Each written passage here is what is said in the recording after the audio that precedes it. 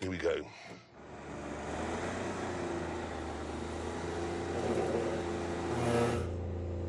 That's just clutch spin. That's just clutch. That's clutch. Traction control off. It's the only solution.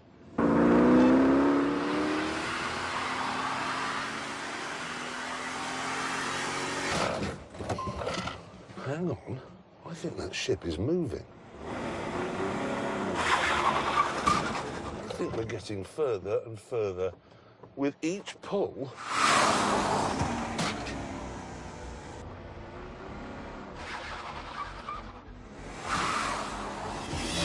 Go.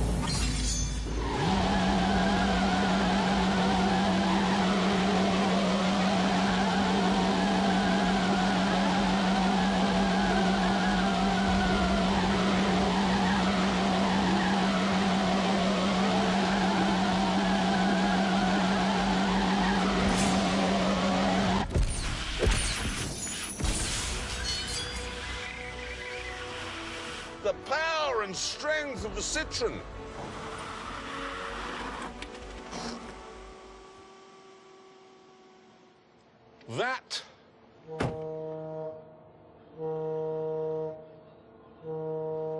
That is Boaty McBoatface admitting defeat.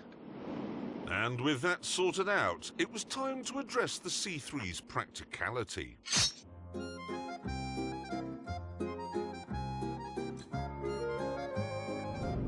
To answer this, we've come to France, where an armed robbery is in progress.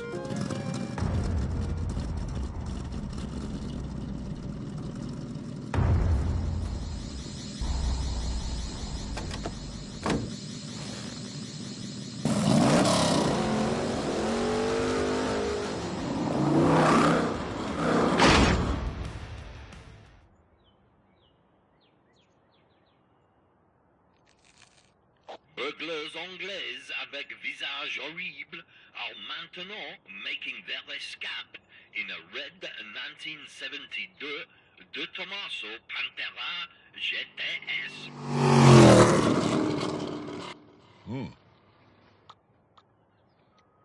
Ouais, j'ai à vous, 5 par 5. Oui. Au-dessous et sautier. Right.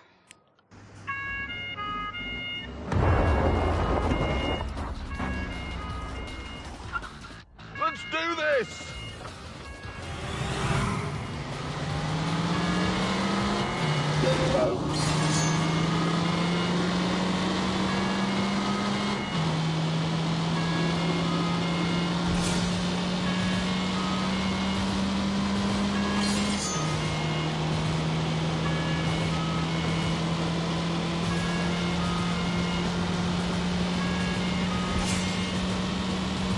Get on with it.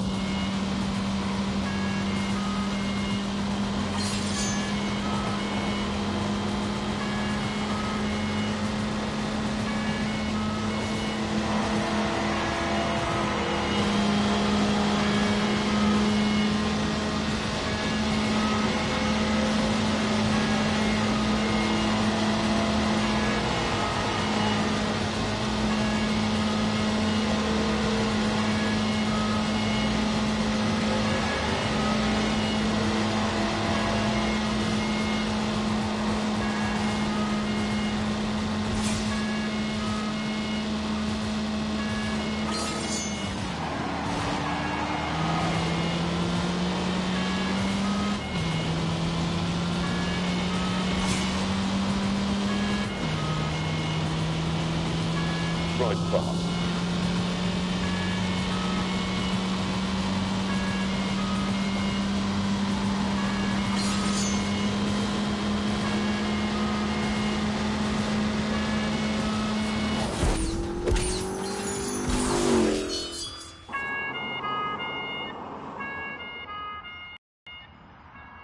All around the world, police forces normally have pretty good cars. The Americans have Crown Vics, Germans have BMs, Italians have Alphas. But France has always been a bit of a burgling free-for-all because You knew that you were only ever going to be chased by Inspector Clouseau in a diesel Renault Megane. Well, not today, because I'm in an aircross and I've got a moustache. To make my life a bit tricky, the robber's Pantera wasn't standard. It had an all-aluminium 7-litre V8, producing 550 horsepower, 4 times more than I had.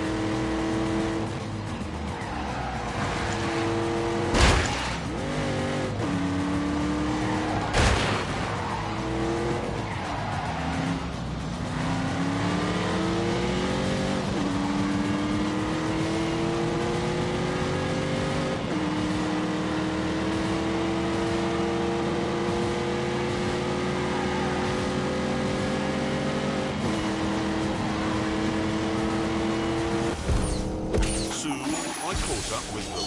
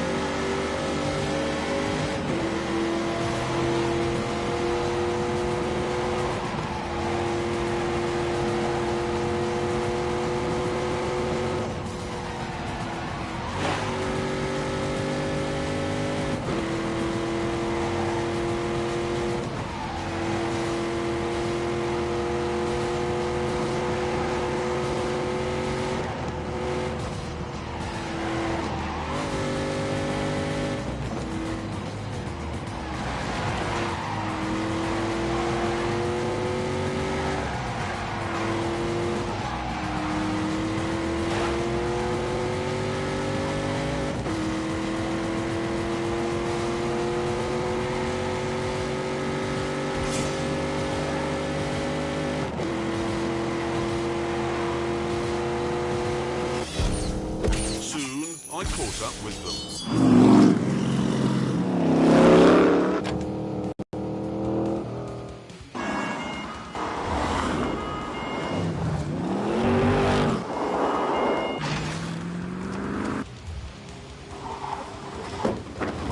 Oh, heavens!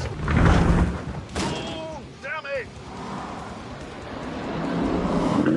It was beginning to seem that despite my best efforts, I wouldn't be able to catch the Pantera. But then, when all seemed lost, the Citroën played its trump card and didn't break down, whereas the Pantera reverted to type and did.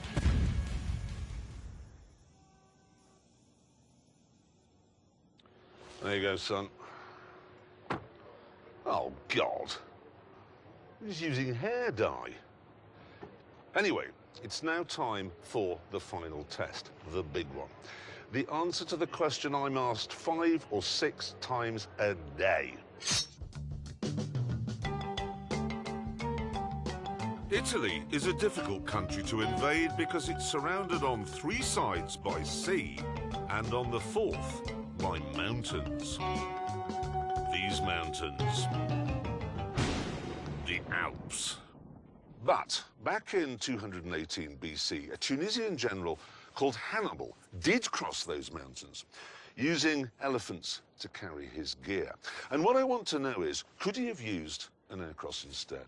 I mean, obviously, the aircross wasn't invented 200 years before the baby Jesus, but if it had been, could he have used it?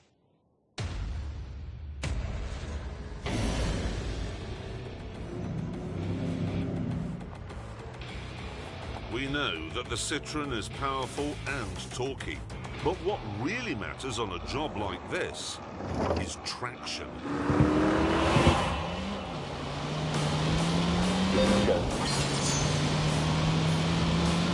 And that's where this knob down here comes in. It engages something called the grip control system, and that sounds like a gimmick, but it isn't. Oh no!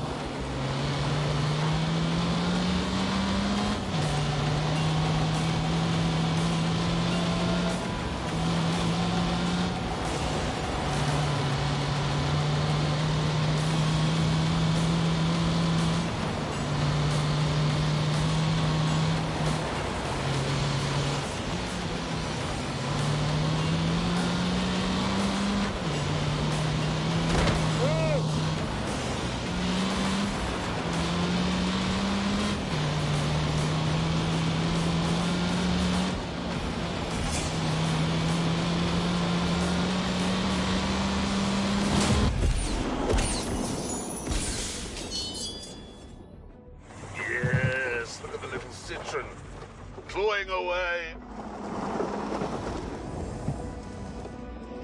No elephant could do this. I am zooming up here.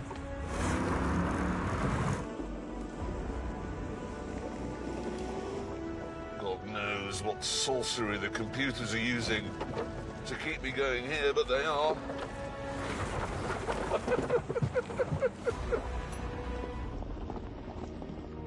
With the sat-nav telling me Italy was just 2 miles away, I found another path. I'm past 2,000 meters here. Christ, if I go over the edge now.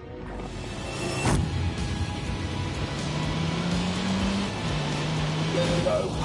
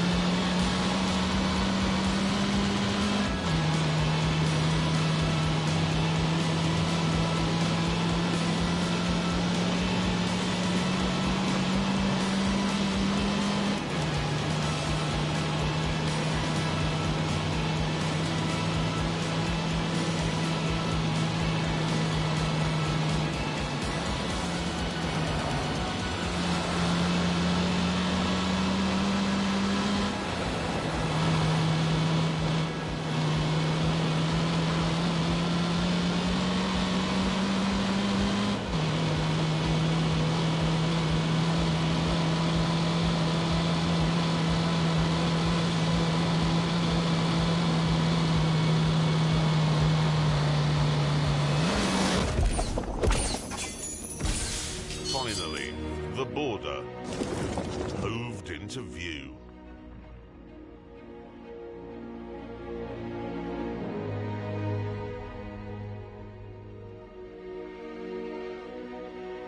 Come on, little aircross! There you are! Clever car!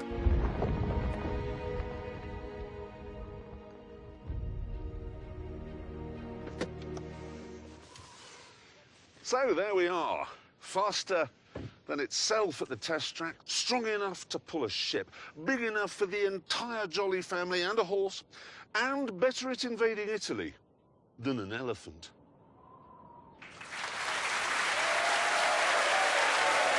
Really? I've never seen it. Happy little car. Very good. Are you all right? In the head, I mean. What do you mean? We learned nothing. You did? You learned it could get to the top of that mountain even though it doesn't have four-wheel drive? Yeah, but what about things that matter to people who buy that sort of car? What about, you know, boot, interior, space? I did boot. OK, safety, insurance group, all that... It's a bit boring. I mean, OK, let's... isn't that Citroën basically, tell me if I'm right, the same car as the Vauxhall Crossland? It is. Yes, it is. Good point. So, for instance, would you buy one of those instead? Good. Well, you can't have the Vauxhall with the grip control system, so it's no good as an elephant. No, the elephant test isn't actually relevant. Is there not something... OK, the Vauxhall, is it... How easy is it to vacuum out the interior? There you go. I knew you were going to mention that, so what I did was I took the Vauxhall down to a man who knows a thing or two about vacuuming, none other than Sir Dyson. Can you get that bit in there?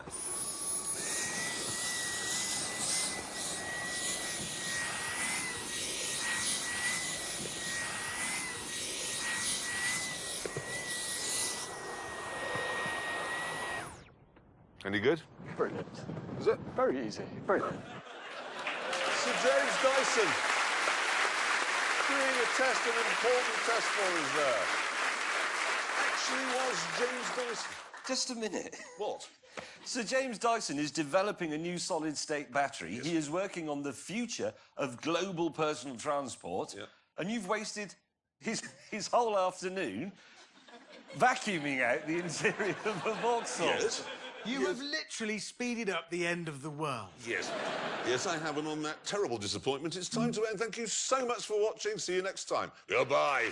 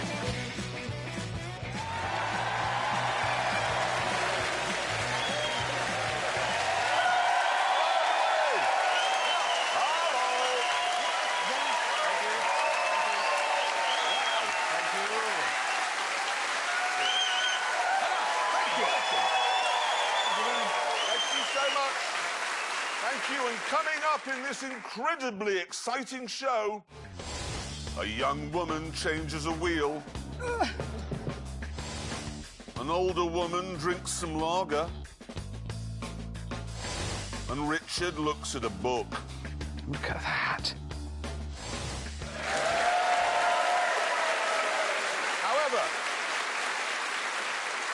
However, we begin with a film from James May, who's in his 80s. What? No, wait, sorry. We begin with a film from James May about the 80s. Yes. Thank you. The 80s, a time of marvellous excess, you know, Gordon Gekko and big shoulder pads and, of course, incredible supercars, the greatest of which, without question, was this one.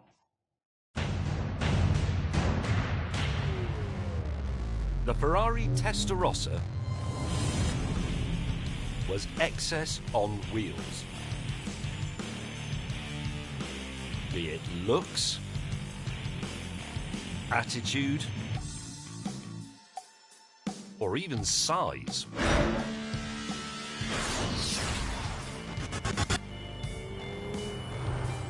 When this car came out, people were absolutely aghast at how wide this car was. I don't mean wide like Del Boy, I mean wide as in width. It was enormous, especially at the back. And it simply oozed charisma from every one of its slatted panels. It was unquestionably the only car that could star in Miami Vice.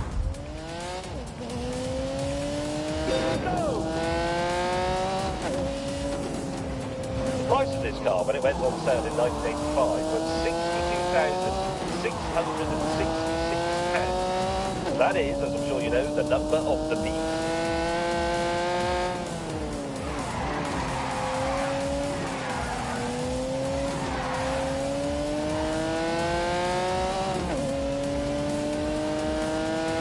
And when you unleashed this 5-litre V12, it would do 180 miles an hour. That was an astonishing figure for the time.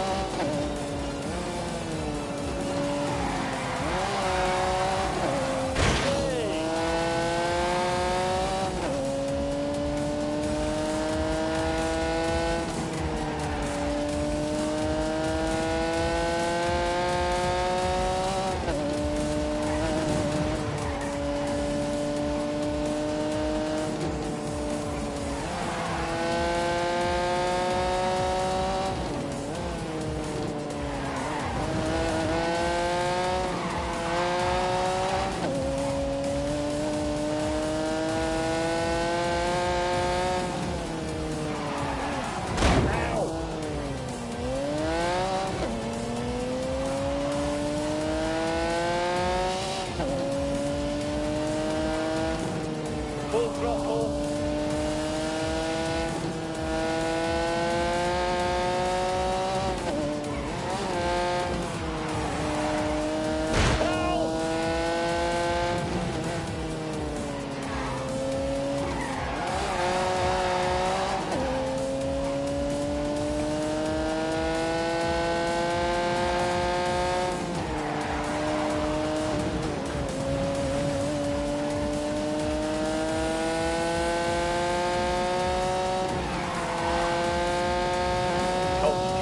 This is quite a complicated one.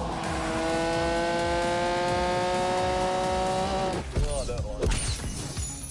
In fact, Enzo Ferrari loved that show so much, he actually gave its star, Don Johnson, his own Testarossa. And Don was just the tip of the celebrity iceberg. Rod Stewart had one, Elton John had one, Mike Tyson had one, O.J. Simpson had one, and presumably wore driving gloves. If the 1980s were the era of excess, then, well, this was the perfect car for the era. I'm afraid Mr. May has just been wasting your time, rather, because that is not the ultimate 80s supercar. This is. For sheer over-the-topness, nothing comes close to the Lamborghini Countach. Alongside it, the Testarossa looks like a family hatchback. If you think the Ferrari is wide, this is even wider. And the Testarosa's doors don't open like this.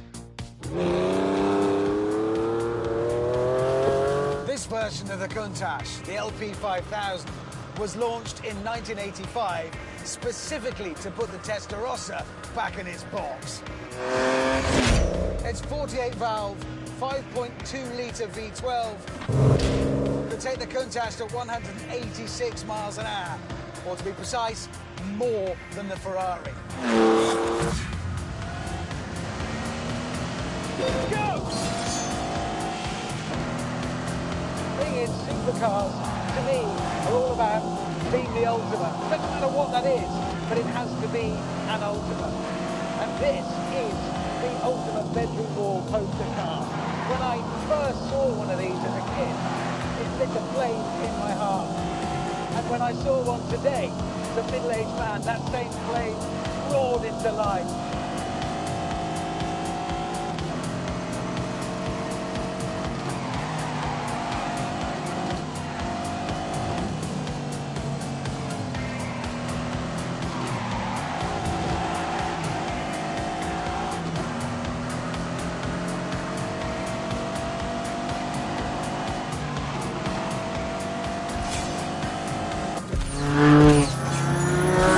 This incredible machine came from a company that didn't have half the resources of Ferrari. Let me give you an example. This car might look super aerodynamic, like a missile, but in fact, it never saw the inside of a wind tunnel. They couldn't afford to put it in one. So instead, they ran a prototype up and down the motorway with bits of wool stuck all over it. I love that. Oh, hello. Here he comes. Here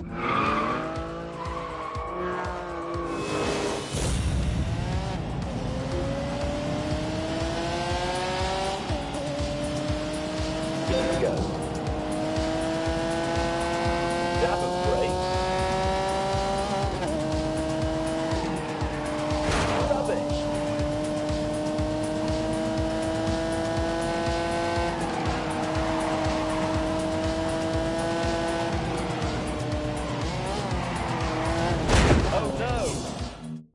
Here he comes.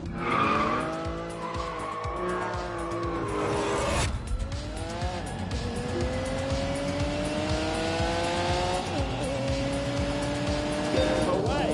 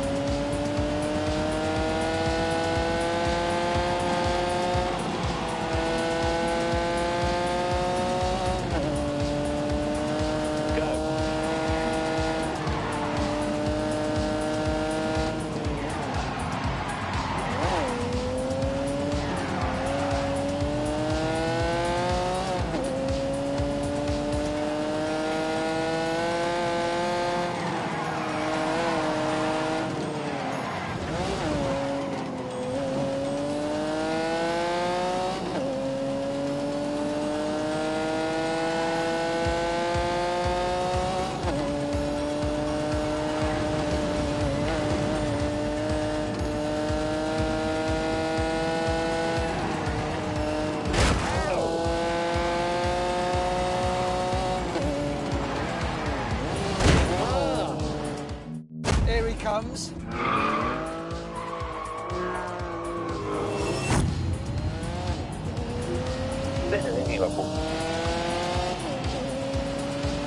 Keep going.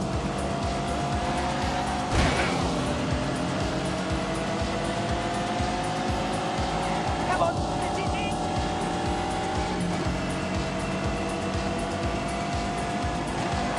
Here we go.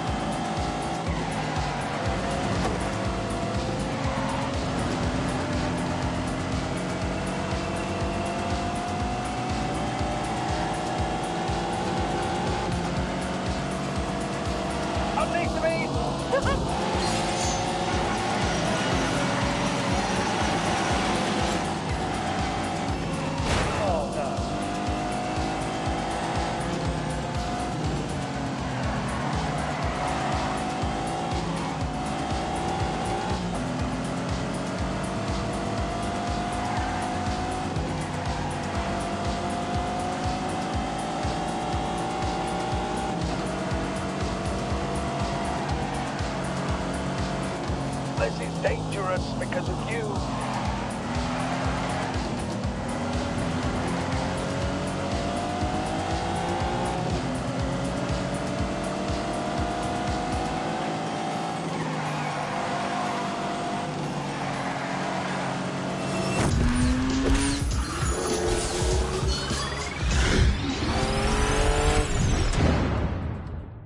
Eventually, we pulled over so we could continue arguing face to chest.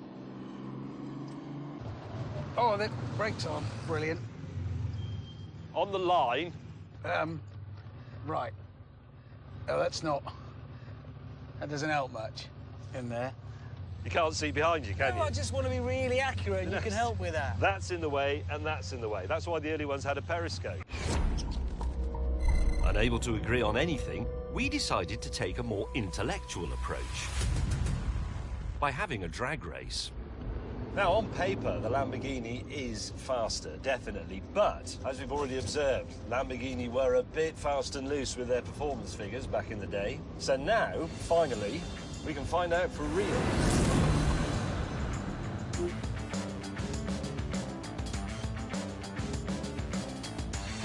Three, two, one. Oh, come on. Again. With their performance figures back in the day. So now, finally, we can find out for real.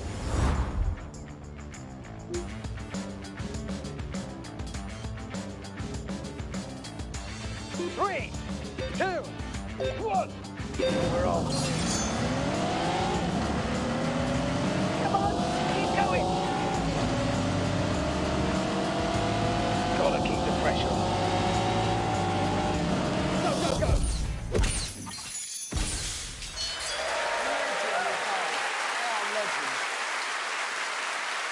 It was a privilege, wasn't it? Yeah.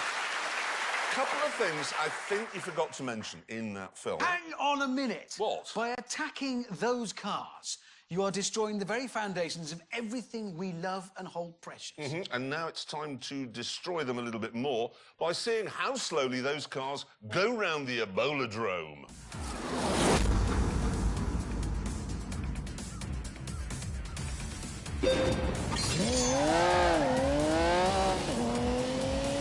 Look at that lunging and pitching there as she heads on to the Izzard.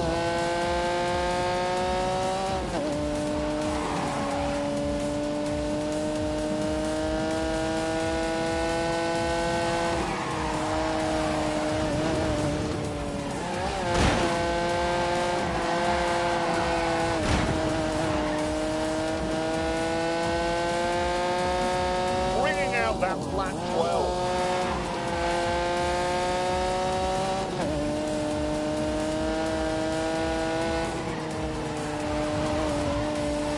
Back towards old lady's house, lumbering towards substation.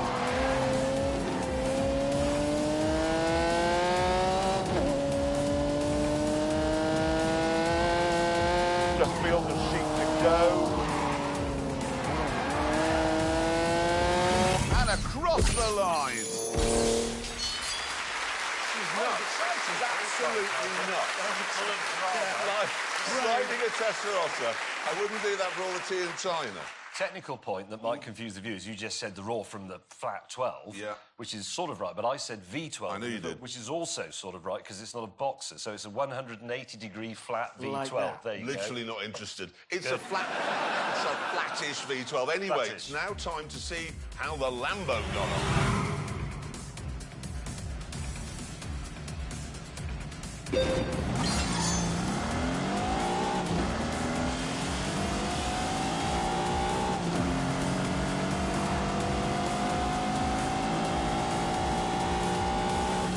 Easing off the leaves second curve on the straight.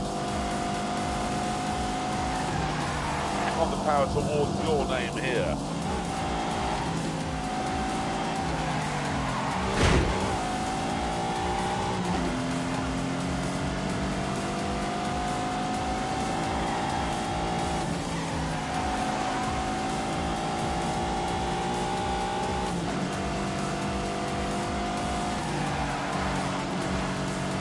And now the joyless wrestle back towards Old Lady's house. Now in the damp dash towards substation.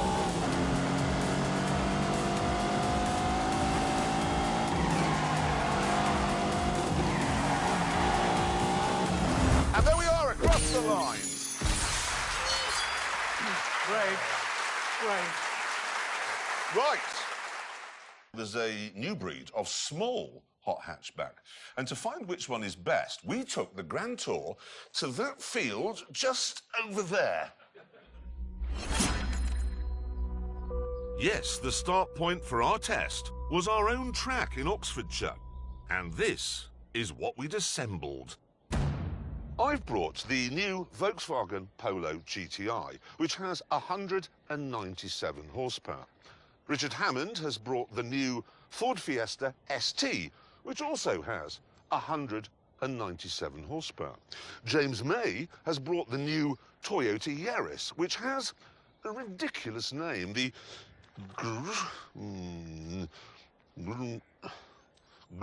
how do you say that? Gruminer.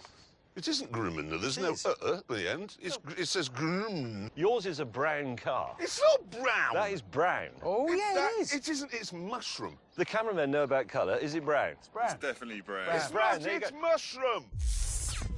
At this point, we decided that instead of arguing about which car was best, we should do some actual tests, starting with a pursuit race.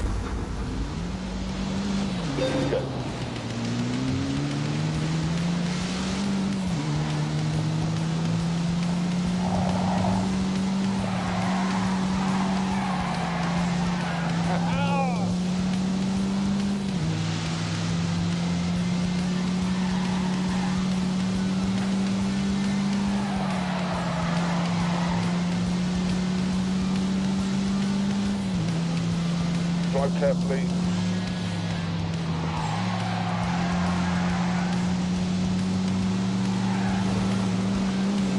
Oh, look at that for a tidy line.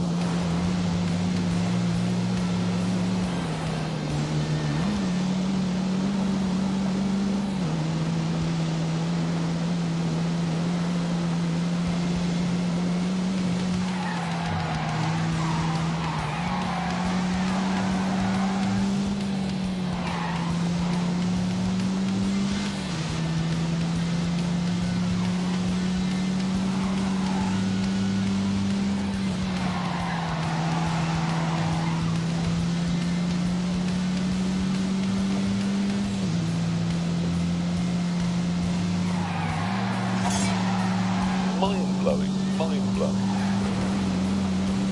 Ow, God, that looks tricky.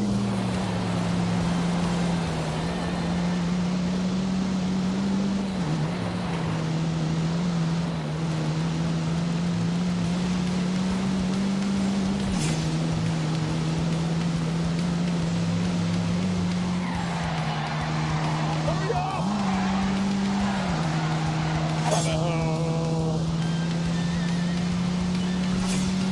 It is quite scary through here.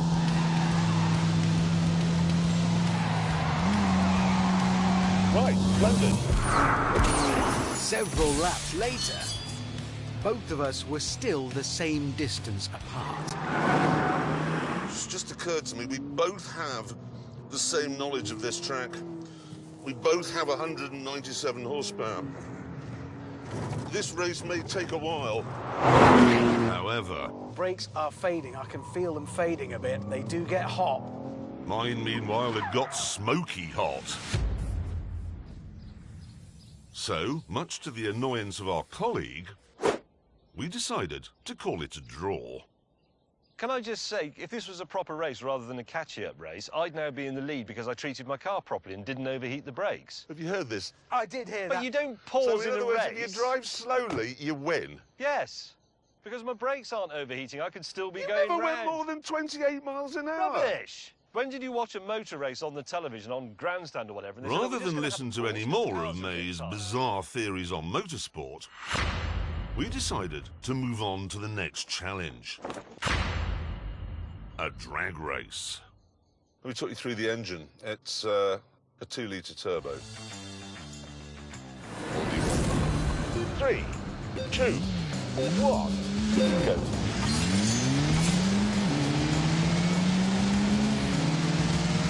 Roaring up.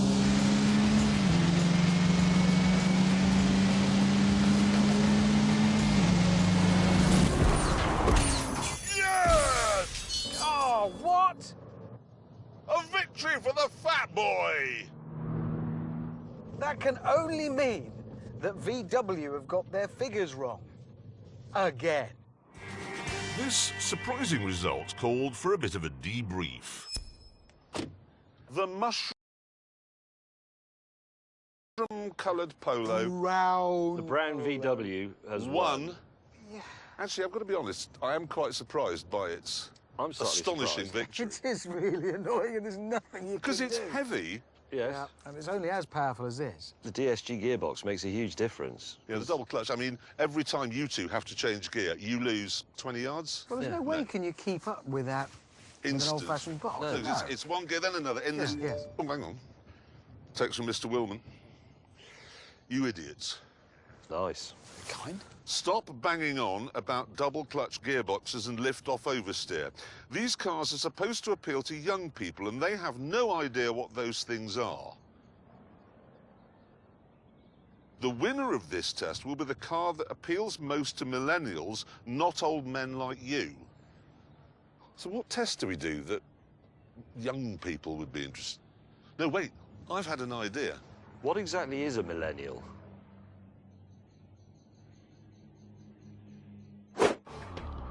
Once we'd explained this to James, we left the test track and began our new youth-friendly road test.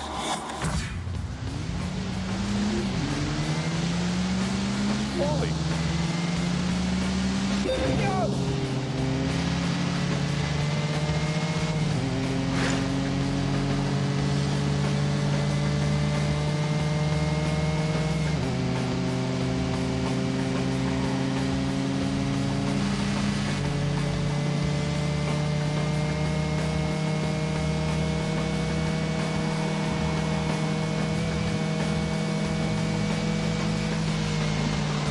I don't like this.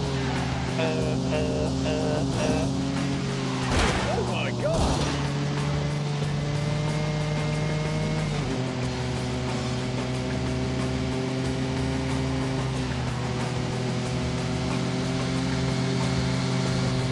Oh, hang on. Thank you.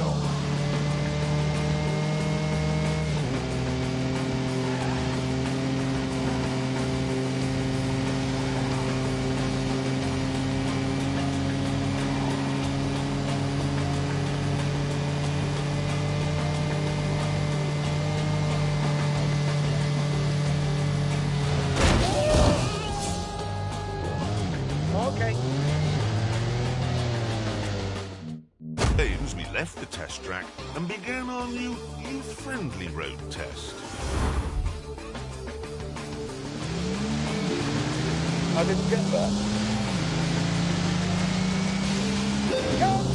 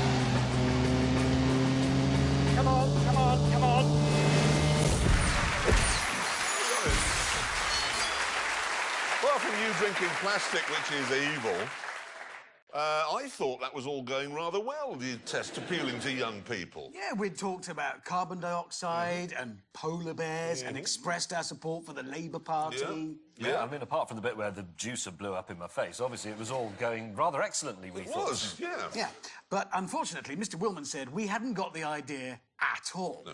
And that to really appeal to millennials, we had to somehow get our cars in the Mail Online. Now, this was a bit of a problem for James, who claims he's never read the Mail Online. I haven't. You're not really the Mail's target audience, James. What do you mean by that? Well, you're not a mealy-mouthed, bitter person who believes that everyone who is luckier, better-looking, richer and more talented than you are should be torn to shreds and executed. Right, well, whatever. The rules were simple. We had to drive into London and then do something with our cars that would get the paparazzi to take a picture of them. Yes, and then the winner would be the person who got the most amount of those pictures actually published. I decided that what I'd do was take my wife out for dinner at the glittering Bluebird restaurant on the famous King's Road. It's a popular haunt for the paps, this, and I felt sure we'd be snapped getting out of the little Ford. Okay, right, so remember to smile and look like you really like a lot. Right. Hold my hand, there. And then we'll just stand around for a bit. Looking forward to dinner with my wife, Mindy.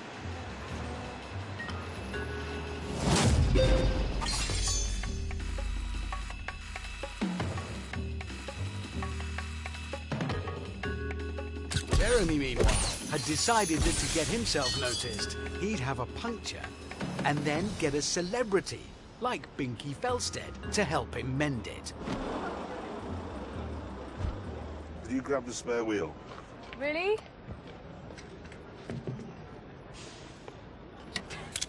You have to twiddle it so the car goes up, way really high in the sky.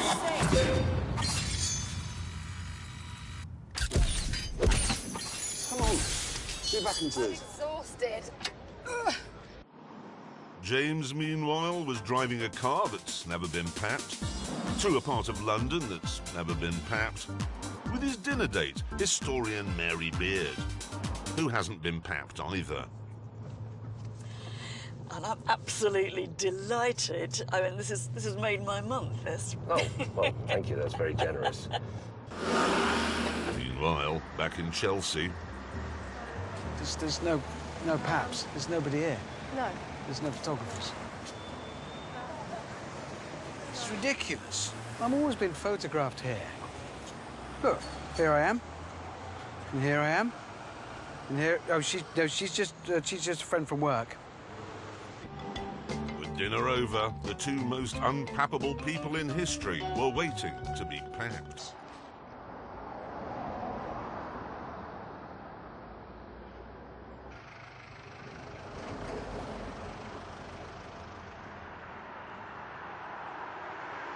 I just had a thought. I don't want you to take this the wrong way, but actually the idea of this was to get the car in the paper. Well, no, because I should have parked it outside. Excuse me.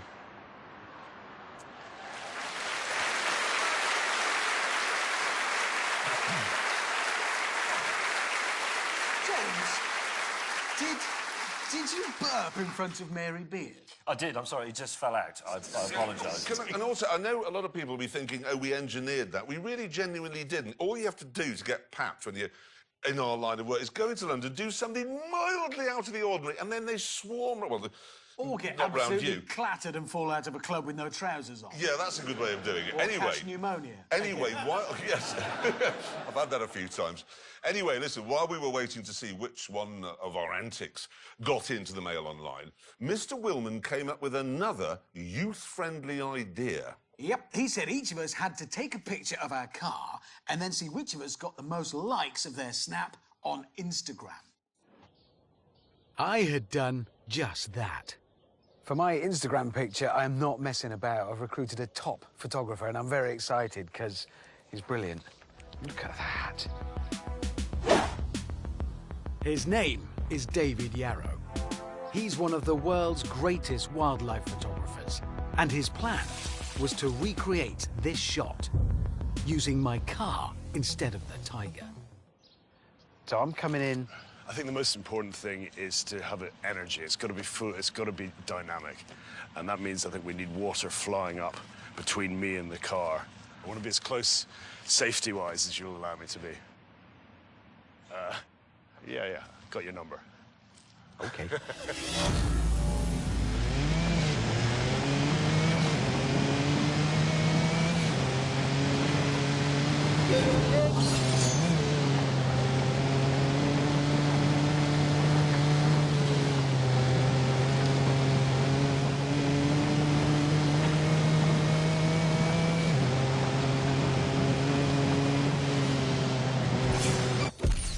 Eventually, my shot was in the can.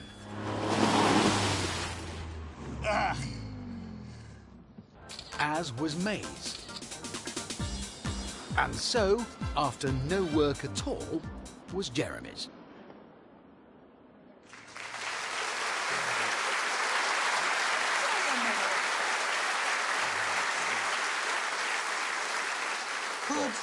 Could you have made any less effort than that? No, you're right. I should have put a puppy in it, because Instagram loves a dog.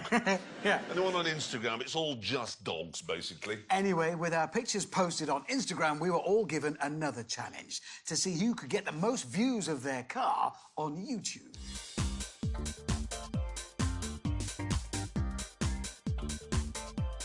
Now, if you go on YouTube, which I do quite a lot, you will notice that something that's very popular with so-called millennials is the unboxing video. It's usually something like an idle student with nothing better to do, simply taking something they've bought out of the box and talking about it. Hey, what's up? What's going on, everybody? The delivery guys just left, got it here, and haven't even taken it out of the box yet. I got so This excited. bloke is unboxing a new television set he's bought. Oh my God, you guys ready? Look how many hits it's got.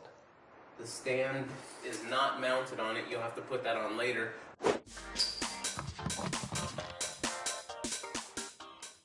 Hi guys, it's May. Welcome, brothers and sisters, to my latest unboxing video. And this is a big one. It's a car.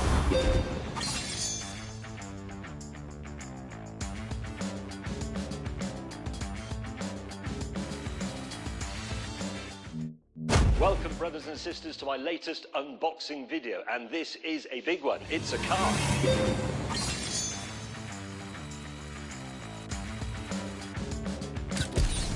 Meanwhile, Jeremy had decided to create a fast show-style character called David Souffle.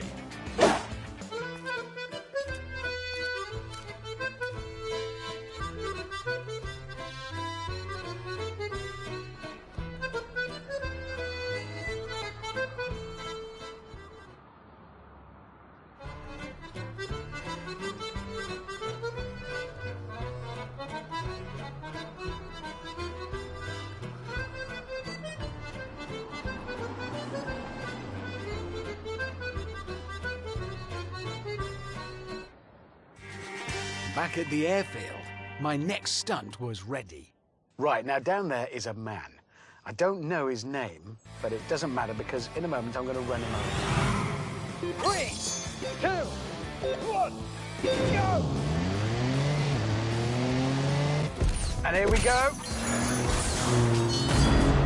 Yes! Didn't kill a man.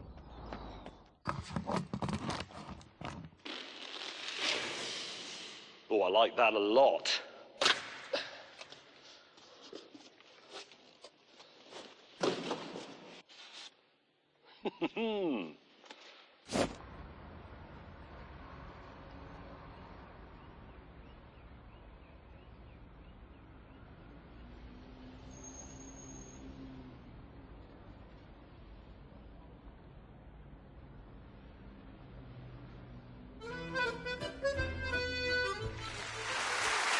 That was an impressive stunt. Cool, yeah.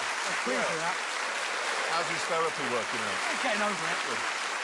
OK, what we've got here is the scoreboard that'll help us determine which is the best of the small hot hatches. We've already filled in the scores for Price, the pursuit race and the drag race. Now we've got the paparazzi thing. Hammond, how did you get on? Well, you two put the pap in a bag, didn't you? Well, we did, but actually, we should sell those bags to celebrities. You should, because they're rather clever. You pull a drawstring, and not only can't you take any pictures, you can't get out of the car. Yes, it's also technically false imprisonment. Yes. And Well, yeah, therefore but illegal. so's trapping a wasp in a jam jar. Nobody complains about that, do they? Yes, well, anyway, it didn't work because obviously there must have been another pap that we didn't spot because this picture appeared. Ha ha! No. Wait a minute. The rules said it had to have the car in it, and I don't see the car in that picture. It also said Mail Online, and I'm guessing, there's some evidence to suggest that is the Sun. Yeah, I think it's the Sun. I hoped you wouldn't spot that. Yeah, we did. I didn't do very well. I think that gives you a 0, Hammond. Yeah, so you got a 0. Now, James May, how did you get on taking the older woman out for a curry in Hammersmith and then parking your car in an underground car park? Not that well, actually. How not that well? Not that well. Okay. A single thing. My plan was rather successful. Was it? 49 pictures appeared of my car and me and Binky in the Mail Online. 49? 49 pictures. Well, hang on a minute. 49 pictures of a fat old bloke and a young girl I've never heard of changing a wheel. I know. And the extraordinary thing is, I'd like to show you the 49 pictures, but got in touch with the Mail Online yesterday, OK, to say, can we have the pictures? Do you want to know how much they were going to charge? £122,000. What? Really? I kid you not. They take a picture of me, they ruin my life, and then for me to buy the picture back is £122,000. There are 49 pictures on No, there of 40. you. Don't show the cameras, otherwise there'll be a bill for 120 grand. But the good thing is... Exactly, because of that, you score 49. Yep, Yes, I'm afraid he I does. do. There's no getting around Yes, that. I do. Which moves us on to 49. Instagram. OK. James May, how did you do with your picture on the bus? I scored 0. Naught? Yeah. How did you get naught? Well, it's quite interesting, you see. I didn't have an Instagram account, so I set one up. No, but There's a hang on. surprise. No, but I set one up, and then as I was setting it up, I realised there was someone else on Instagram pretending to be me. So I filled in that reporting thing that pulls down, and I sent it off, and all credit to Instagram, they reacted very quickly, by that afternoon, in fact, and they shut me down. You? Yeah, they didn't shut down the fake James May. They shut the real one down. They killed the wrong James May. Yeah. OK, well, that's quite interesting. What's interesting me, though, is that there's a man somewhere out in the world, or woman, who's thought, I could pretend to be anyone I like. I shall pretend to be James May. I know. It's not very ambitious, Well, is it? even is George remarkable. Clooney. I know, but anyway, the net result of that, as they say in the army, is that I have naught. Naught. You're Yes. doing very well I've here, got aren't one, you? yeah. This is So, Hammond, how did you get on? Well, my picture was brilliant. Look at it. It's look at that. No, that is, good. apart Yeah. from the slogan with the sexual that intercourse was- enthusiast, yeah, it was awkward, yeah. that is an amazing photograph, granted. So, how many people have viewed it and liked it on Instagram? 9. Well, they block you as well. 9. No. You see, I don't really do Instagram, Yeah. so I don't have many followers, so only 9 people have seen it. Oh, dear, because I got 54,000. Oh, for God's sake! Yes, but you do Instagram. Yes, I do. So you got lots Yes, of I do. followers. So put 54,000. Hang on a minute, let's look at this in a more positive light, Hammond. He has got 1.6 million Instagram followers. Yes. So 1.46 million people actively didn't like his picture. That's a good way of looking at it. That's a lose, It wasn't really. my best work, I admit. It was a hurried shot. What was it? 54,000. That does change the scoreline a bit. Change the doesn't it? scoreline a lot, because I'm now on 54,053. Right, And okay. you're on 1. Yeah, I'm on one. Anyway, it gets worse, I'm afraid, for you two, because YouTube. Go on. I didn't add them all up, but my first David Soufflé video on YouTube, 266,000 views. God. More than 250,000 people.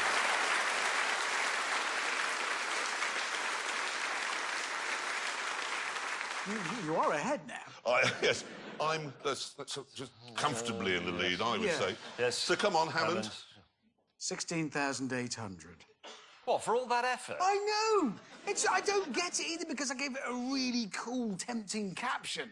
It said, look, epic street fight broken up by Ryan Gosling and Channing Tatum whilst Prince Philip tightrope walks between two cars. Well, Who doesn't want to look at that? You actually put that as the caption? That's what it said. It's clickbait, And then the isn't it? YouTube millennials thought, no, I'd rather watch a cat going... Well, they That's must have done. ridiculous. That is, I'm sorry, that is pathetic. Young people, you're pathetic. Right, so there we are. Those are the scores at the moment. You're out. Yes. And James, I'm looking and I'm thinking, and just in quick adding up, unless you manage to find 325,000 people who are prepared to spend 16 minutes, because that's how long that unboxing video was, 16 minutes watching you taking a small Toyota hatchback out of a cardboard box, I've won. Yes. So? 330,000.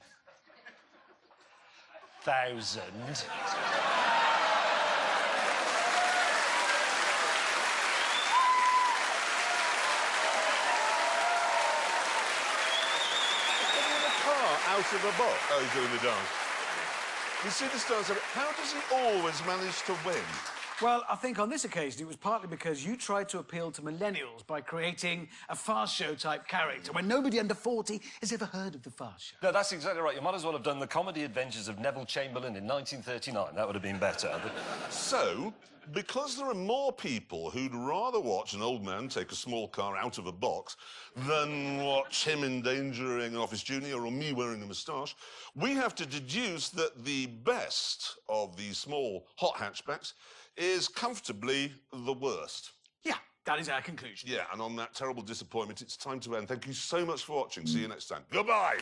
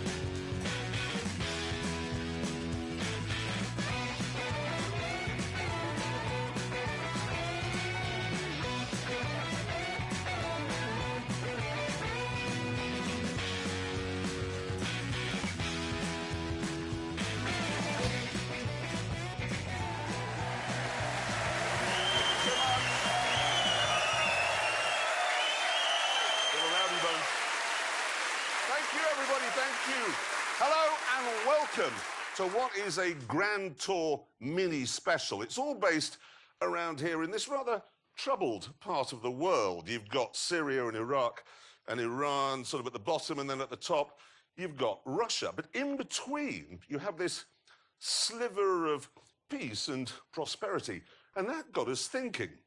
You see, if you live on the shores of the Black Sea and you're partial to a bit of fish, you're fine. But what if you like bream? See, bream likes fresh water, and the Black Sea is salty. Nearest fresh water is all the way over here in the Caspian, and that is 1,000 kilometres away. Yeah, so we were wondering, if you have to drive all that way for your supper, what would be the best car? Obviously, you'd need some sort of GT, but which one? The new Aston Martin DBS, the new Bentley Continental GT, or the newer BMW 8 Series? Now, this is exactly the sort of question this show was designed to answer. So, this week, we took the Grand Tour to Batumi in the former Soviet state of Georgia.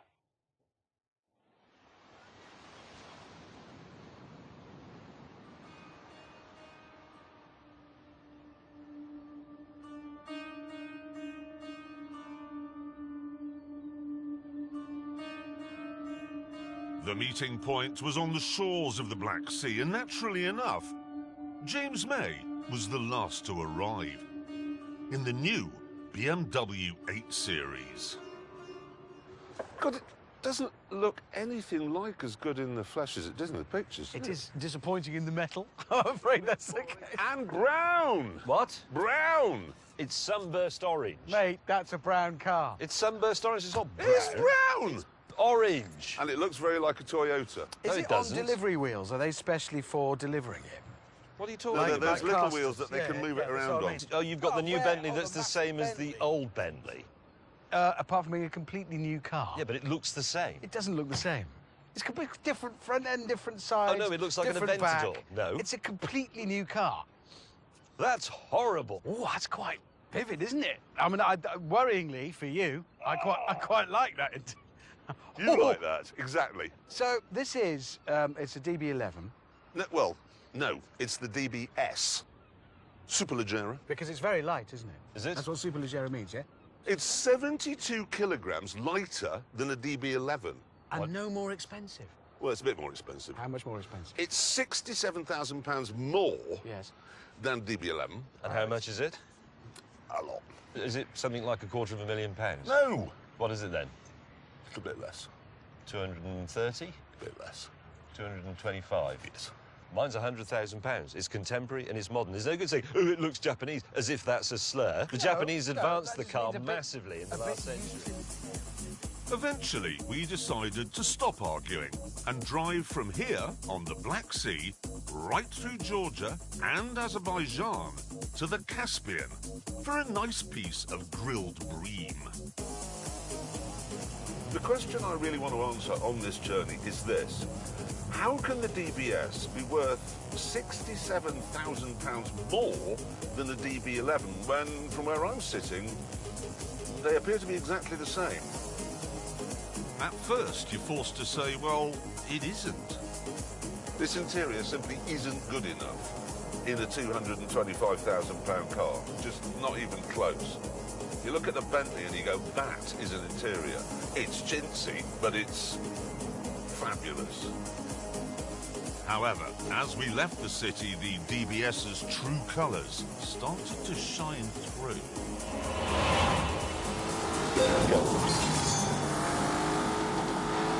This is by far the most powerful car here, and the lightest, and the most sort of aggressive. And yet, it just glides along in GT mode, which I'm in now, Grand Touring mode. It's like a hovercraft.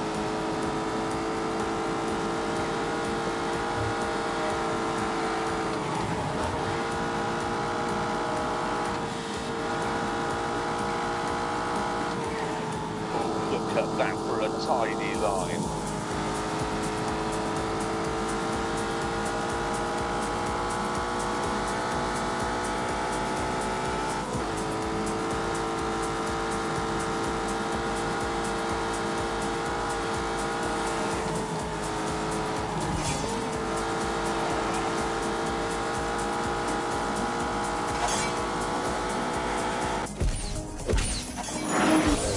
Jesus Christ.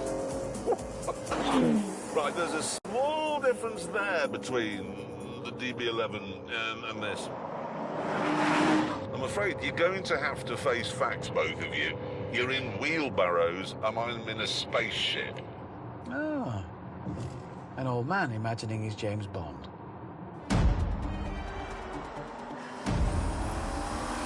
Thing is, if we're going to talk about long-legged, luxurious, continent-crossing GT cars, we're talking about Bentleys. They're the definitive GTs. Whisper quiet, velvety smooth, a hint of massive power weighting, 626 horsepower under my right foot.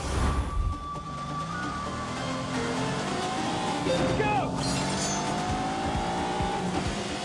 All the simply in 3.4 seconds, which is absolute mind-boggling in a car this big.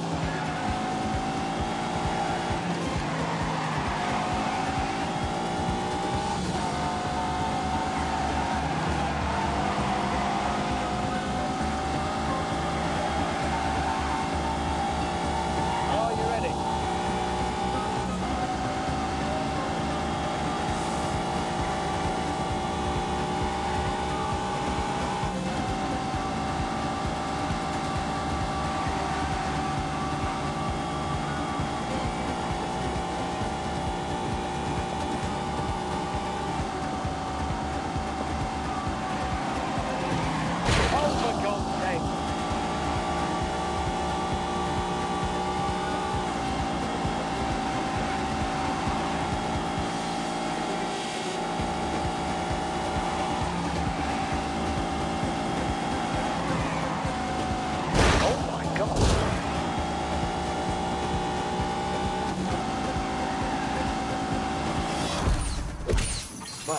A GT car, first and foremost, it's got to be a nice place to be because, by definition, you're going to spend a lot of time in it. And this is a fine place to be. This finish on the center console, this metal here, is aluminium that's been milled in the same way that they mill aluminium inserts in the back of expensive watches. If I press this button here, I can rotate between my different screens. Oh, analog dials and clocks in the center of the dash. Thank you. The problem for me with the Bentley and the Aston is that they're actually a bit too hung up on being British. It is a bit of a British disease. We can't shake it off. We're obsessed with phony heritage and the meaning of tradition, and it's all just nonsense, really.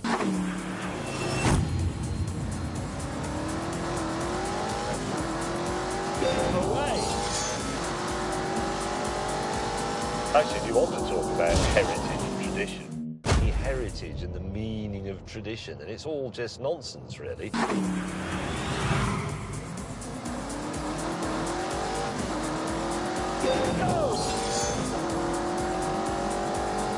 Actually, if you want to talk about heritage and tradition, then the BMW has the strongest, still made in Munich by the same company. It has a 4.4-litre twin-turbocharged V8 developing 523 horsepower. It also has four-wheel drive, rear-wheel steering and adaptive anti-roll bar. It has an 8-speed gearbox. It's not twin clutch, but it is flappy paddle and it is very sharp. The heritage and the meaning of tradition, and it's all just nonsense, really. The heritage and the meaning of tradition, and it's all just nonsense, really.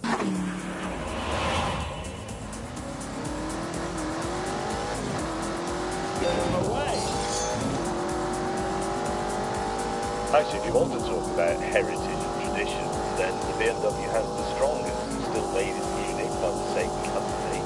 It has a 4.4-litre twin-turbocharged V8 developing 523 horsepower. It also has four-wheel drive, rear-wheel steering and adaptive anti-roll bar. It has an 8-speed gearbox. It's not twin clutch, but it is flappy paddle and it is very sharp.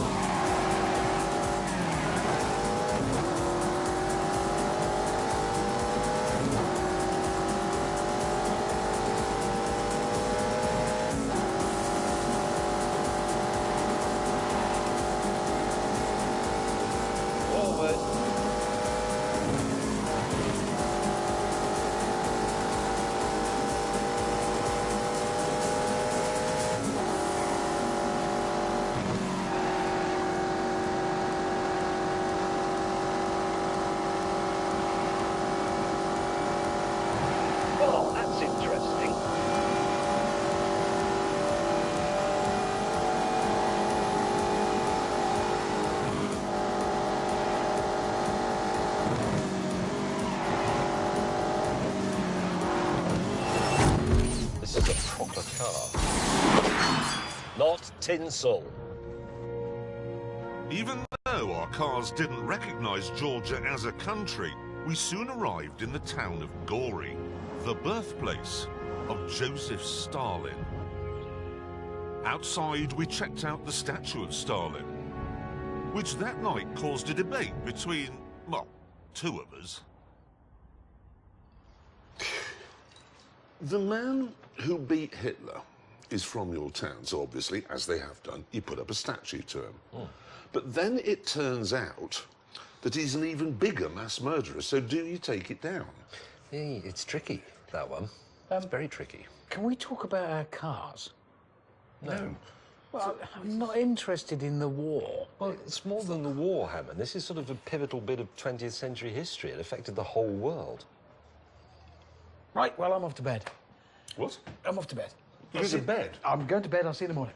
We must have bored him because he's left some of his gin and tonic.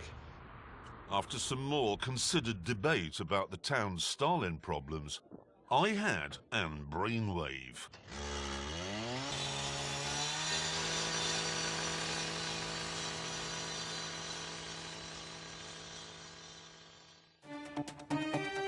The next morning, as we were saddling up, Richard Hammond had a question.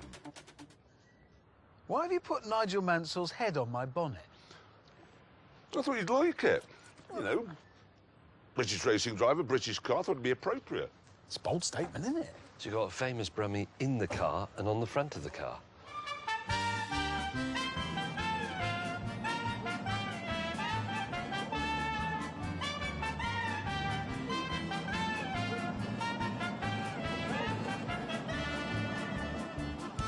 Nigel Mansell must have been a big name round here. A lot of people looking at him. Our next destination was a racetrack 70 miles away. And because James and I had racist sat-navs, we were taking guidance from the man up front, which was a mistake. Hammond, we've definitely been round here before. If you wanted me to be in charge of navigation, you shouldn't have glued Nigel Mansell's head to my bonnet. Why are we going so slowly? I mean, I'm being overtaken by trucks. Well, Nigel Mansell's head gets in the way of road signs, and I have to sort of crane round him to see them, and I don't want to miss them.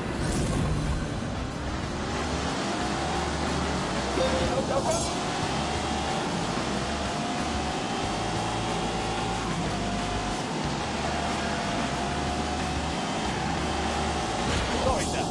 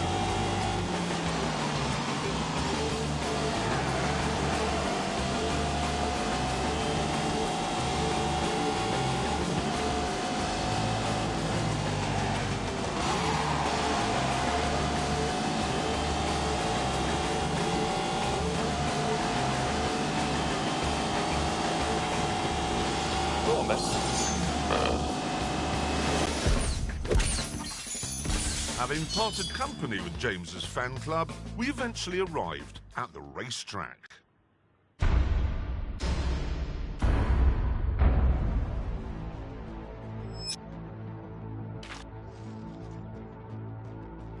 Built in the days of communism, it hosted some terrible and boring races until the Soviet Union and it fell apart. A few years ago, though, it was brought back to life. Now,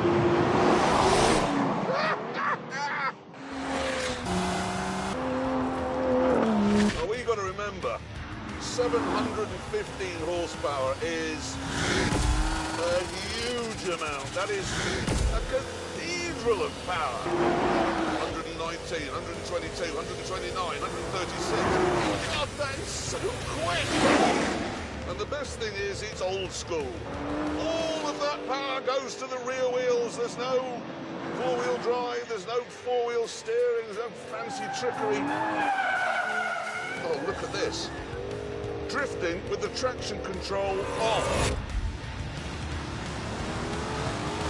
No.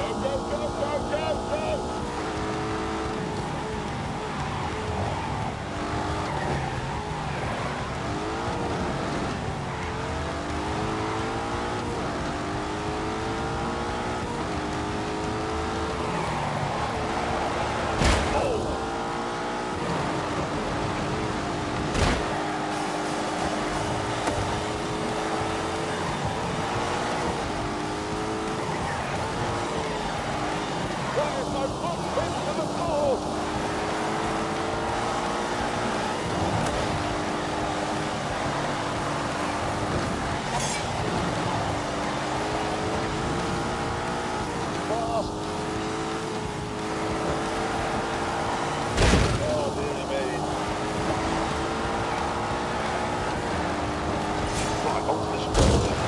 Thank you so much.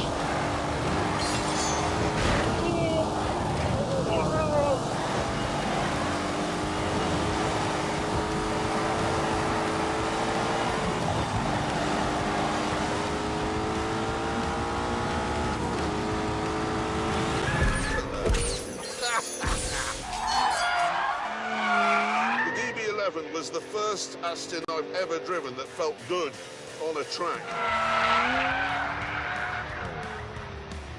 And this is the second. Jesus, what a car! Ah, Richard Hammond driving around in Chatsworth House here.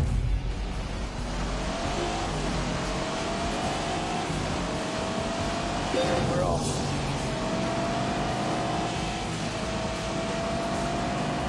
Go.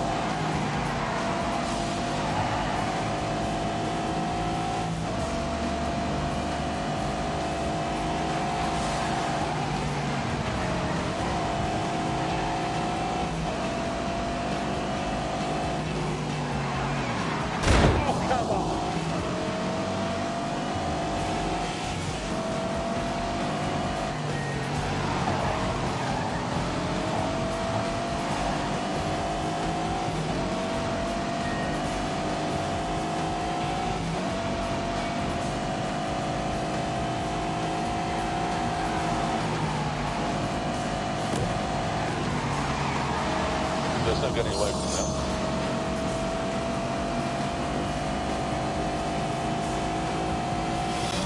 Meanwhile, in the BMW, I too had been leaning on the electronics. Previously on the road, I had this set up in my version of Sport, which you can program, and I had the steering on Comfort and the ride on Comfort. But now, I have it in Sport Plus. I have the least power, 523. I have the lowest power to weight ratio. But it's a meaty engine with lots of low down grunt, like a big deep. Combine that with the four-wheel drive and the four-wheel steering, and the 8 Series is exactly what you'd expect. Go.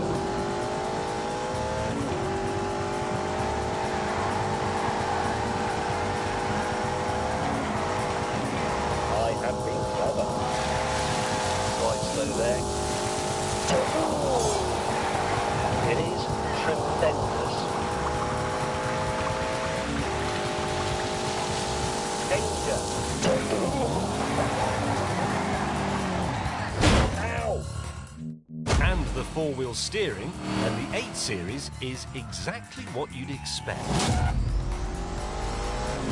Go.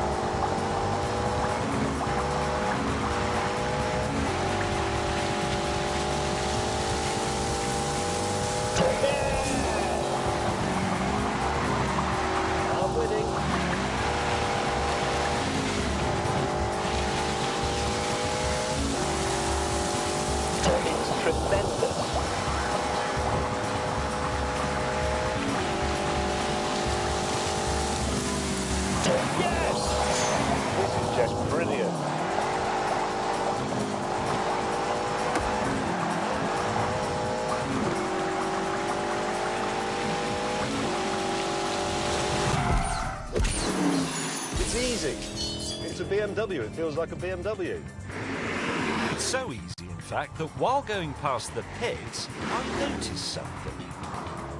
There's a bloke with a stopwatch there. Does that mean they're actually taking times? I presume it does. They were, so all of us decided to concentrate on some hot laps. Eventually, we pitted to see how we'd done. No surprises here. Come on. Aston was the fastest. No, but obviously Fair by enough. an enormous margin. You did 2:05.8. Yes. Which is Hammond. Yes. 2 minutes. Yes. 4.8. So you're only a second quicker. Oh. That's the closest you two have ever been. That is. Oh, hang on.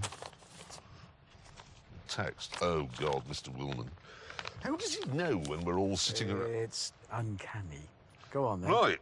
I've seen how fast you can go in your cars on a flying lap. Yes. Now we shall see how fast you can go when you're bursting for a pee. What? Really?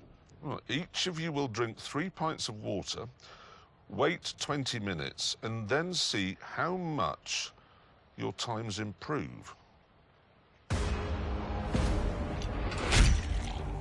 Soon we were ready to begin the test. Right, so we drink these, and then when we've drunk all 3, start the timer. Yeah.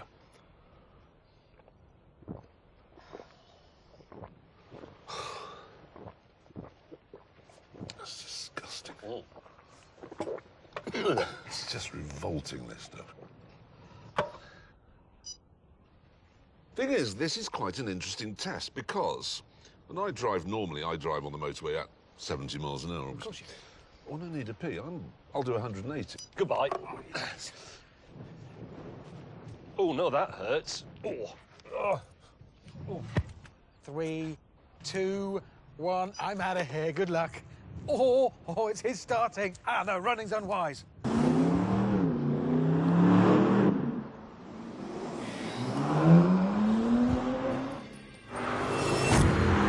Don't need a Waz. I don't need a Waz. Away.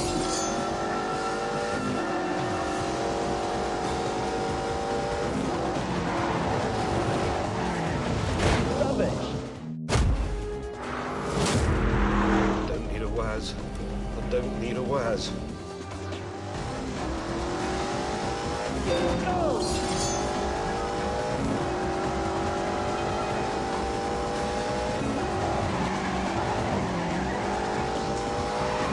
Slight slow there. I'm winning.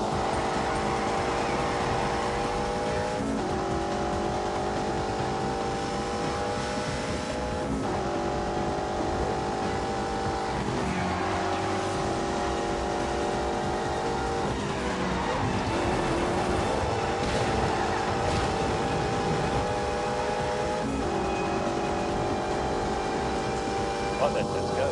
Here comes a really dangerous head. Easy.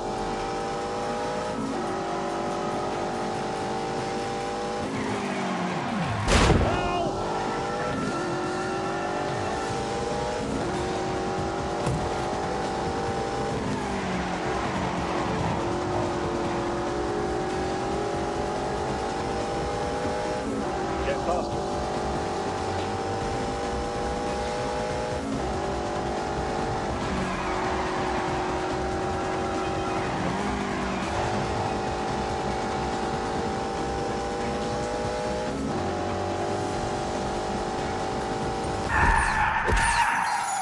Oh God, it's interfering.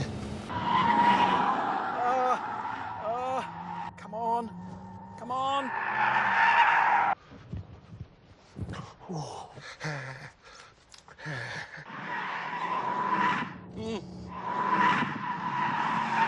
I'm not thinking about it. I'm just not thinking about it.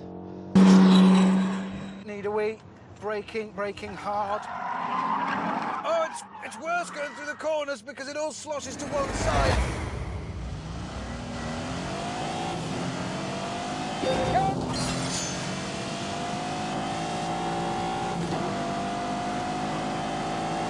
I don't like it.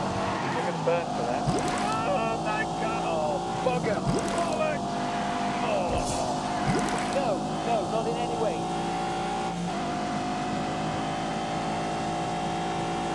right now. Rubbish. This is undignified. Thank you very much. I hate it. Stop it! Oh, this is rubbish.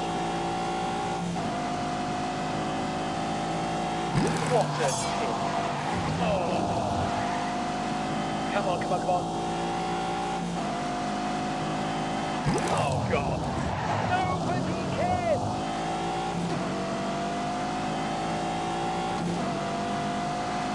Get on with it! What are you doing?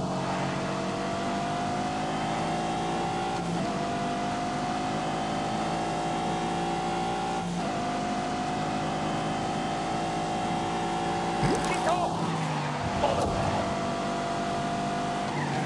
No, not in it. I don't like it.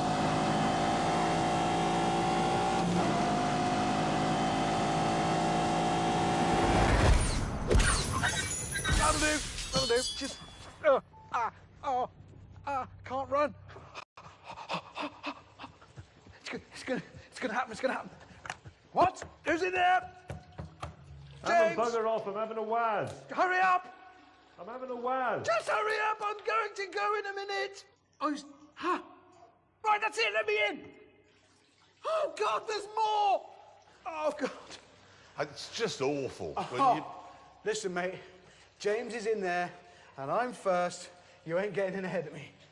Fine, no. There's no way. It is awful, though, when you get to the door, your body's saying, yes, time to go, but then you can't. Stop talking. Why are you bothered anyway? Well, I solved the problem, second corner. Oh, yeah. So, James. I'm having a waz. You say, no, I've got the times. It's quite interesting. You were a second slower on that lap. I'm desperate for a slash. Do you think you were faster or slower? I don't care. Richard Hammond. Your original lap, 2 minutes 4.8. Oh. Your new lap, Stop talking. 2 minutes. Yes, whatever. 0.5. You were slower as well. Because I was concentrating on not doing what you've done. Yeah, but that's interesting because I did what I did. Look at that. How interesting is that? Exactly the same. I mean, I was basically... James! Hurry up!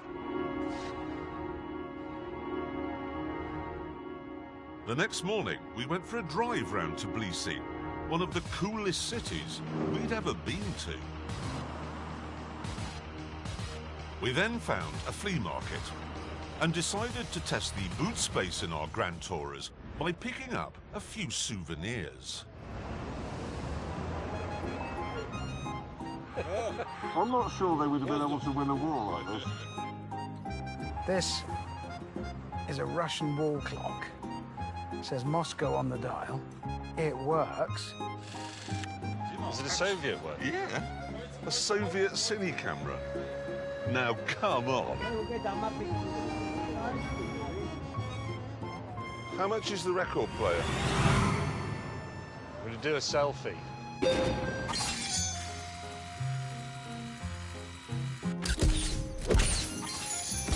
love the way that they've captured the lustfulness of the lady dog and the wistfulness of James. Having done our shopping, Hammond and I were soon back at our cars and filling up the boots. What have you bought? Giant pair of jugs. Georgian wine jugs. Do you know what the Georgian is for wine jugs? No. Norks. Is it? Yeah. Is it? So you've got 2 giant Norks. Yep. A guitar and a clock, and I'm very pleased with the purchases. What's with the trombone or whatever it is? Well, it won't fit. With my record player and my bird and my gas mask. That's a striking piece. We'll put it on the back seat. It's small. Go on, the back seat will accommodate that. Look. It's going to be critical. Oh, my God. There you go. Told you would.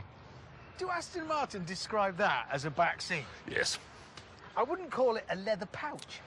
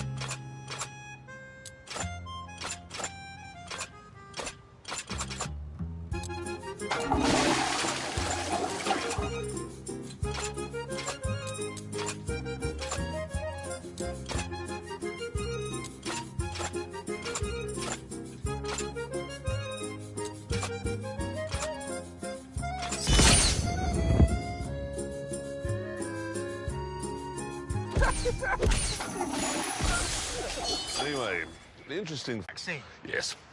I wouldn't call it a leather pouch.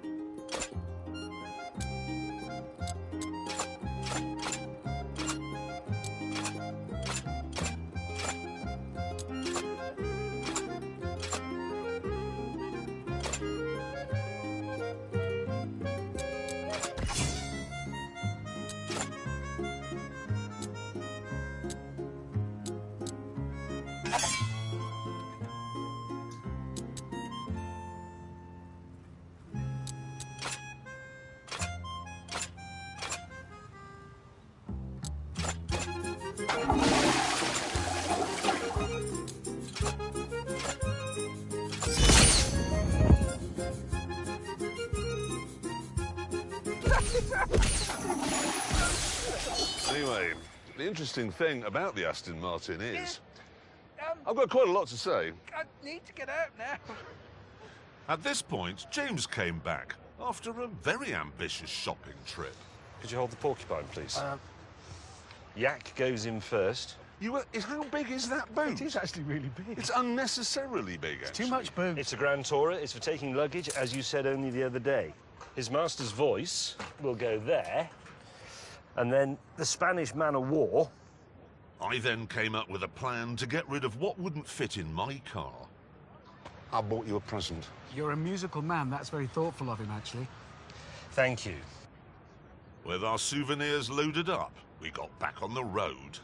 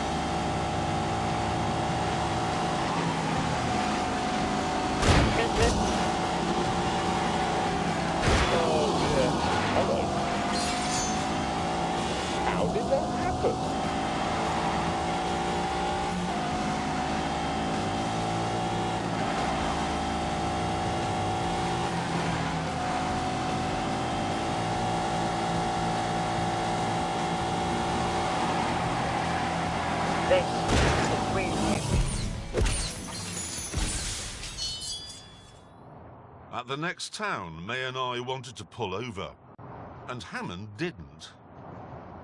It was all very nice jollying around, but these are GT cars. We've got to cover miles in them. We've got miles to go. We need to get a move on. The town, however, was called Ganja. So obviously May and I wanted to experience the architecture. Can we stop stopping off to look at things? The whole point of this trip is to prove that these powerful GT cars can devour continents, and we're not devouring any miles. Ooh. But we need to get going. You do know that these aren't actually quicker than any other type of car? What? No, in the real world. I mean, these feel great. That's why we like them. It's nice having a powerful car, etc. But in the real world, they don't go any faster or slower than any other type of car. They go fast. They go They faster. don't. What, those larders we've been overtaking endlessly since we got here, you're saying that my twin-turbocharged Aston Martin is no faster than them? Not in the real world. I'll demonstrate it to you tomorrow. Oh, God.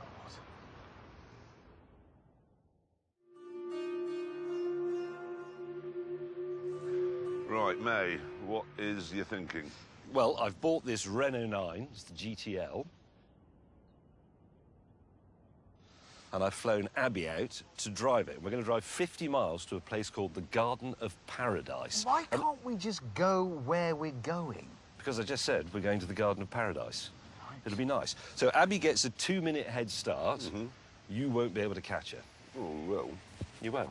She has a 2-minute head start, yes. And you think we can't catch her up in 50 miles? Exactly.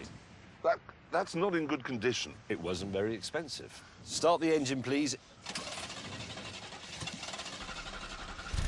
Oh, well. Oh, we're in trouble now. Right, you ready? Purrs like a kitten. Oh. In 3, 2, 1, go! Professional racing driver. That's it. She's good. She's good. You bought a dog. It doesn't work.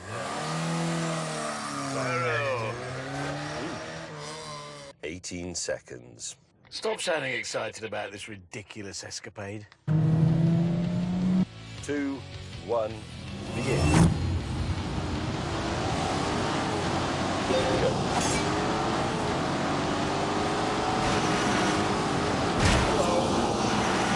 Are you mad?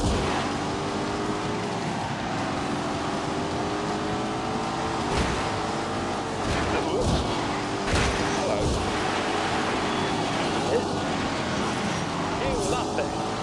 You're a moron.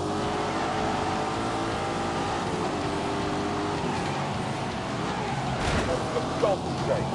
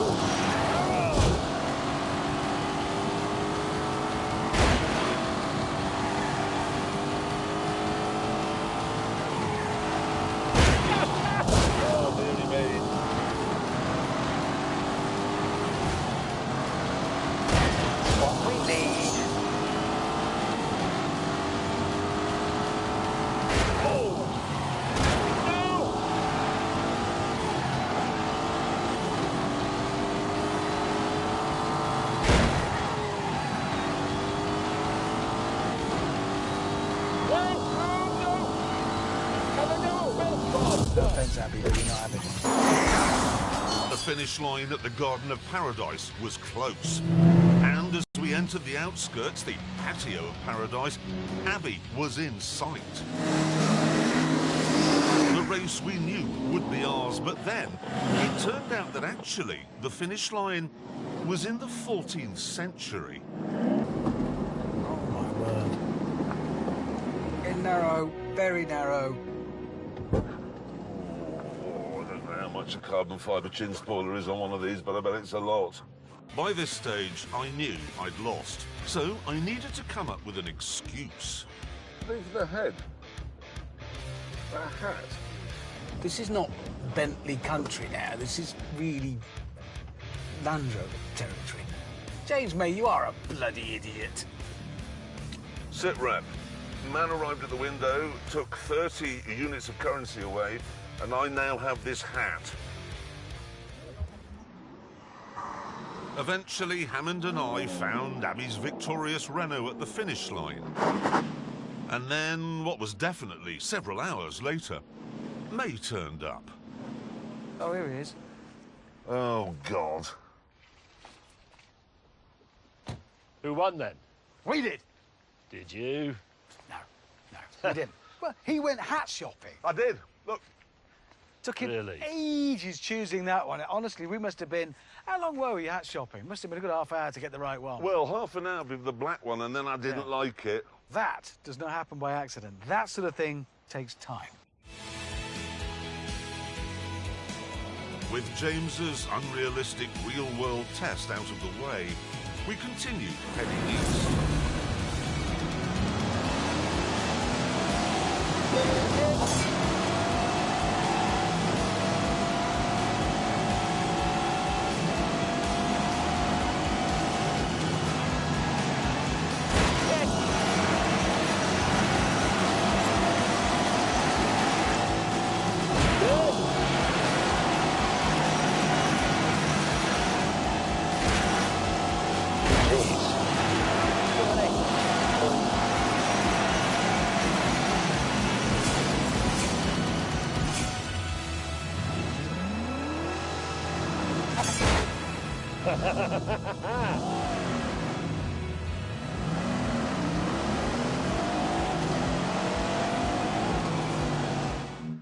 Unrealistic real-world test out of the way, we continued heading east.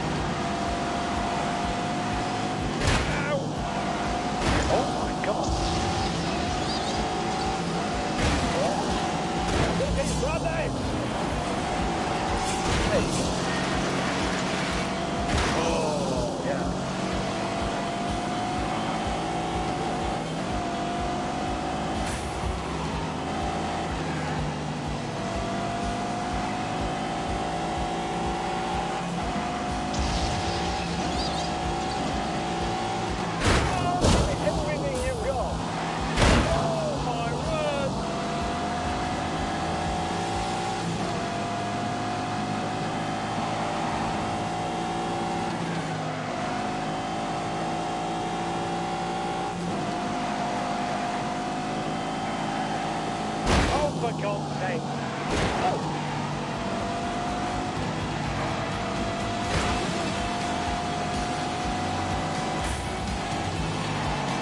Oh, no.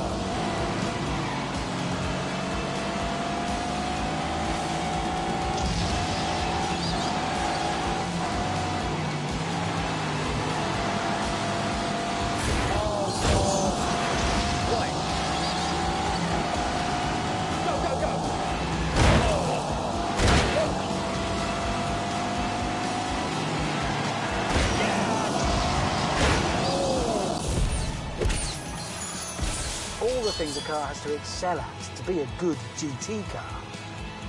Luxury, comfort, power, style, make for just a good car of any sort. And this new Bentley Continental GT is a very, very, very good GT car. I'm gonna say it, this thing is a masterpiece. They've absolutely nailed it, and it deserves to wear its flying B. What a thing.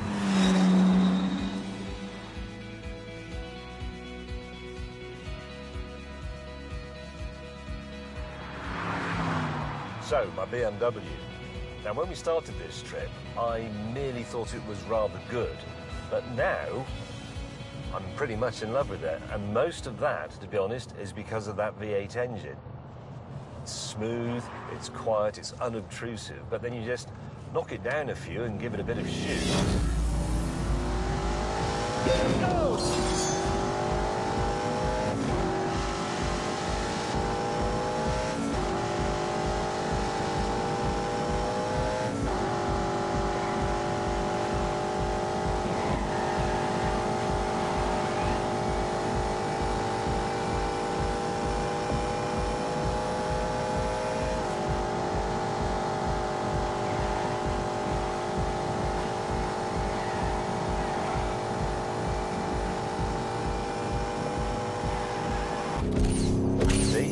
becomes sonorous, its voice becomes more heartfelt, and it tingles through the steering wheel and through my buttocks. It's lovely. And the other thing, and I know this is going to sound a little bit sort of hashtag first world consideration, but it's only £100,000, considerably less than half the price of the Aston Martin. It also looks better, and it's made by Germans. Buy this.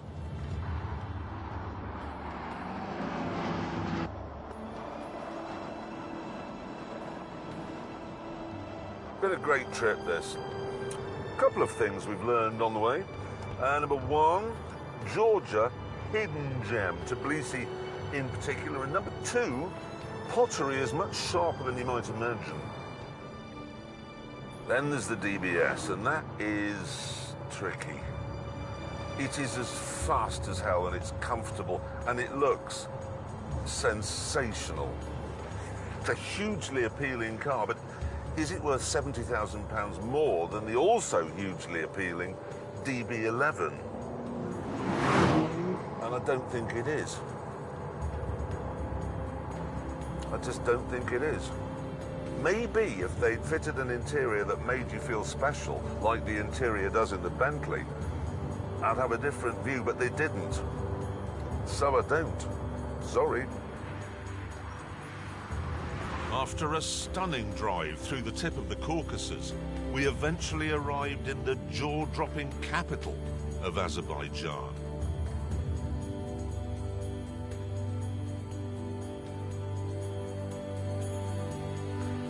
And moments later, we found our grail.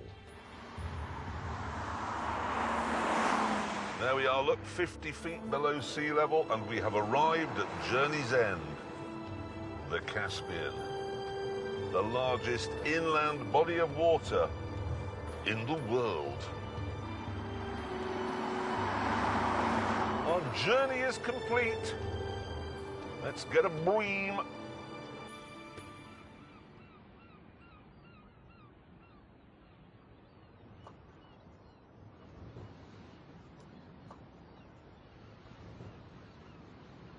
A bream's fish? No, Hammond, they're cows. Of course they're fish. I don't like fish. Well, on that terrible disappointment. For him. Back to the tent. Why did you say back to the tent, you idiot? Oh, right, I've got biscuit. Do that on Space. I know, it flipped out. Well, no, never do that. It gives us a chance at least to say how good GT cars are. I love them. The rear with front engine at the front and all the power you need. They're everything you want in a car. You know, I agree. The BMW was the best as well. Eh?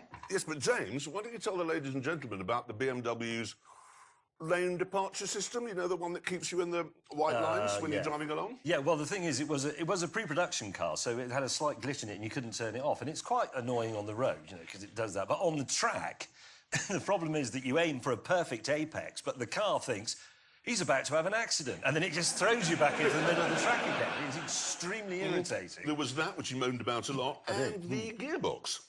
Yeah, the gearbox. Well, the problem there is the display on the dash, there's two of them. One of them says what gear you've selected, but the other one says what gear the car thinks you should be in. So, again, on the track, you'd be driving along going, here comes the left-hand man, right down to second, then the car would go, seventh? That is annoying. It's basically Germans saying that England knows nothing here. Exactly.